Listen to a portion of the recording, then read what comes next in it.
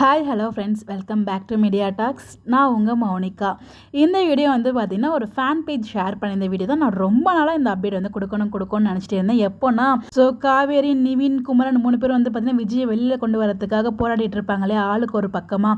So அப்போதைக்கு நடந்த ஒரு இன்சிடென்ட் பேஸ் பண்ணி நம்ம காவேரி வயிற்றுக்குள்ளே இருக்க பாப்பா இருக்கு இல்லையா, ஆக்சுவலாக அது ட்வின்ஸ் இல்லைன்னு தான் நினைக்கிறேன். அந்த ஃபஸ்ட்டு ரிப்போர்ட்டில் வந்து அவங்க ட்வின்ஸ் அந்த மாதிரி எதுவுமே சொல்லவே இல்லை. ஃபஸ்ட் டைம் ஸ்கேன் பண்ணும்போது அந்த மாதிரி எதுவும் சொல்லலை. மேபி ஃபஸ்ட்டு ஸ்கேனில் தெரியாதா என்னன்னு எனக்கு அதை பற்றி தெரியல. ஆனால் நமக்கு அப்டேட் கொடுத்தது வந்து பார்த்திங்கன்னா ட்வின்ஸ் அப்படிங்கிற மாதிரி தான் ஸ்டார்டிங்கில் கொடுத்தாங்க. அதுலேருந்து ஃபேன் பேஜஸ் வந்து நிறைய எடிட் வந்து அந்த ட்வின் பேபி பேசிக்கிற மாதிரிலாம் அப்டேட் கொடுப்பாங்க. ஸோ அந்த மாதிரி எனக்கு இந்த ஒரு எடிட் ரொம்பவே பிடிச்சிருந்துச்சு. அதை அவங்க கூட ஷேர் பண்ணுவோம் அப்படின்னு சொல்லிட்டு ஃபுல்லாக ஸ்கிப் பண்ணாமல் பாருங்கள். ரொம்பவே ஃபன்னாக தான் இருக்கும் இந்த வீடியோ ஃபுல்லாகவே.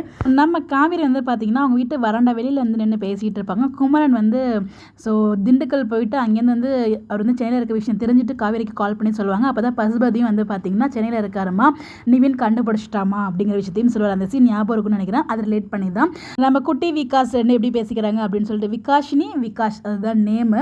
குமரனுக்கு கால் பண்ணி கேட்பாங்களே, வெண்ணிலா மாமா எங்கே இருக்காருன்னு தெரிஞ்சிடுச்சா மாமா அப்படின்னு சொல்லிட்டு. அதுக்கு விகாஷினி சொல்கிறாங்க, கவுண்ட் நம்பர் 1 விகாஷ் எதுக்கு அப்படின்னு சொல்லி கேட்குறாங்க.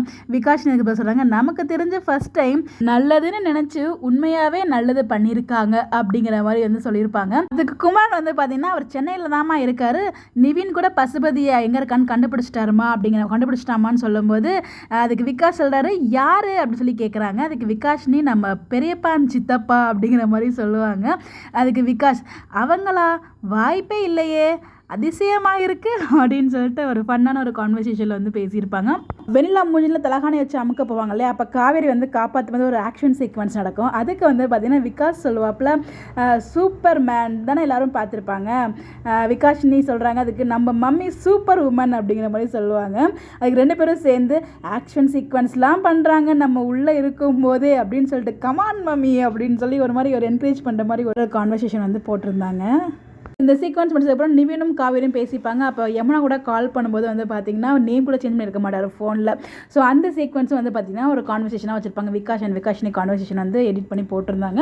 அதை நான் அடுத்த பார்ட்டில் ஷேர் பண்ணி, இது வந்து பார்ட் 1. ஏன்னா பிகாஸ் இதுவே ரொம்ப பெருசாக போகுது, அதனால் வந்து ரொம்ப வளவலான் இருக்க மாதிரி உங்களுக்கு ஃபீல் ஆகும் பார்க்குறதுக்கு.